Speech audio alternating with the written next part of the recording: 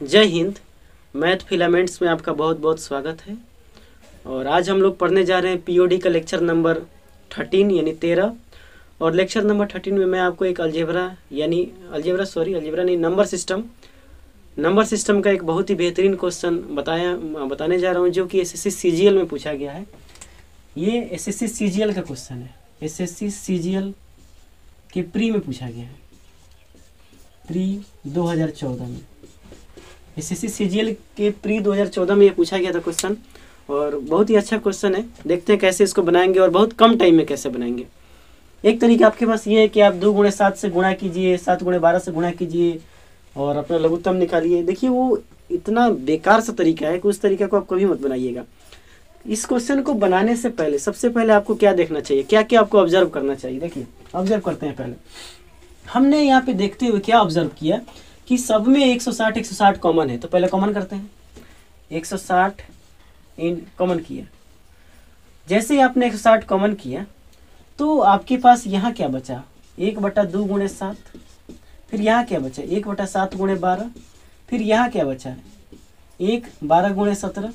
फिर यहाँ क्या बचा, 1 17 × 22। फिर यहाँ क्या बचा, 1 22 × 27। और यहाँ बचा 1 27। यहाँ क्या होगा, 27 × 32, यही बचा। अब मैंने यहाँ पे ऑब्जर्व किया और ये देखा कि अरे यहाँ पे इसका डिफरेंस अगर हम देखें तो 5 का डिफरेंस है। यहाँ भी देखें तो 5 का, यहाँ भी 5 का, 5 5 5, सबका डिफरेंस कितना का है, 5 का। हमने यहाँ से ऑब्जर्व किया कि सबका जो डिफरेंस है, हमने यहाँ से ऑब्जर्व किया कि सबका डिफरेंस कितना है, 5 5 5 5 5 5। तो पहले इसको मैं क्या करता हूँ कि एक बार यहाँ पे 1/2 को 1/7 से घटा देता हूँ। ऐसा घटाने से क्या फर्क पड़ा, देखिए क्या फर्क पड़ा। 7 कम 7, 2 कम 2, 7 में से 2 गया 5। 5 यहाँ पे ऊपर आ रहा है, तो 5 जो ऊपर अपने ऑटोमेटिक आ रहा है उस चीज़ को मैं यहाँ बैलेंस कर देता हूँ। यहाँ भी 5 आएगा, उसको मैंने बैलेंस कर दिया 5 से, तो देखिए तो 5 5 कट जाएगा सब में से भाई। यहाँ भी अंतर कितना है, 5। तो इसको आप कैसे लिख सकते हैं, 1/7 - 1/12। यहाँ भी 5 आ रहा होगा, सब में से 5 कॉमन करके हमने क्या कर दिया, बाहर कर दिया उसको, है ना। देखिए पहले लिख लेते हैं, उसके बाद आपको ऑटोमेटिक समझ में आ जाएगा। 12 - 1/17 प्लस 1/17 - 1/22। फिर यहाँ आइए, 1/22 - 1/27 प्लस 1/27 - 1/32।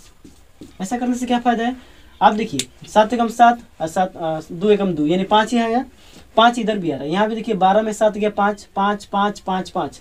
जो ऊपर 5 5 आ रहा है उसको मैंने बैलेंस कर दिया, यहाँ लिख के 5 से लिख के बैलेंस कर दिया। देखिए चलिए अब एक बात बताइए, ये प्लस में और ये माइनस में प्लस में कट गया, minus plus minus plus minus plus minus plus, क्या क्या बच गया। देखिए 160/5 बचा है, 1/2 माइनस 1/32 बचा है ना।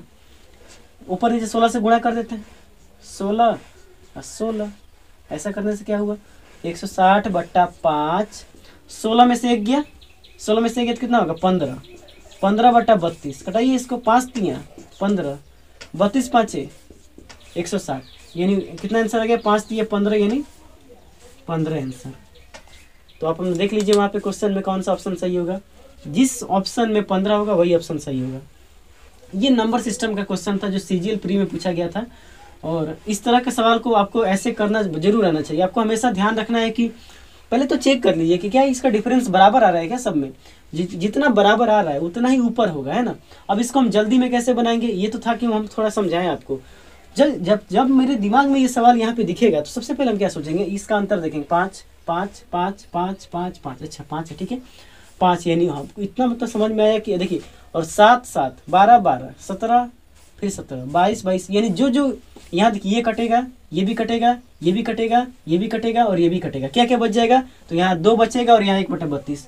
डायरेक्ट आप यहाँ से इस पूरे दोनों स्टेप को गायब करके आप तुरंत यहाँ पे आ सकते थे। कैसे, अब आ जाएंगे आप, है ना, क्योंकि आप सीख चुके हैं प्रोसेस।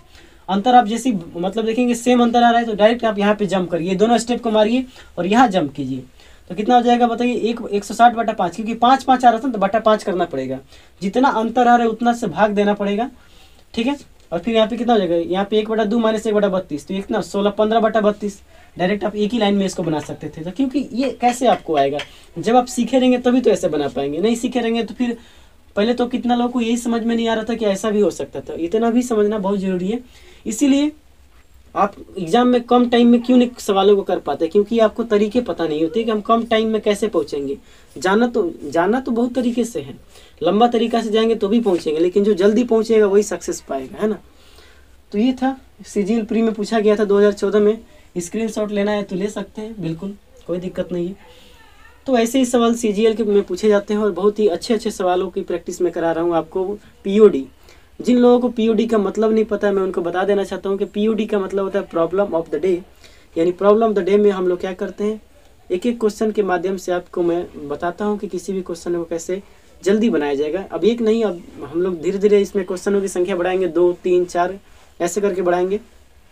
और एक और बात मैं आपसे बता देना चाहता हूँ कि रेलवे ग्रुप डी और एनटीपीसी के लिए हम लोग मैथ्स का बैच चालू करने वाले यूट्यूब पे।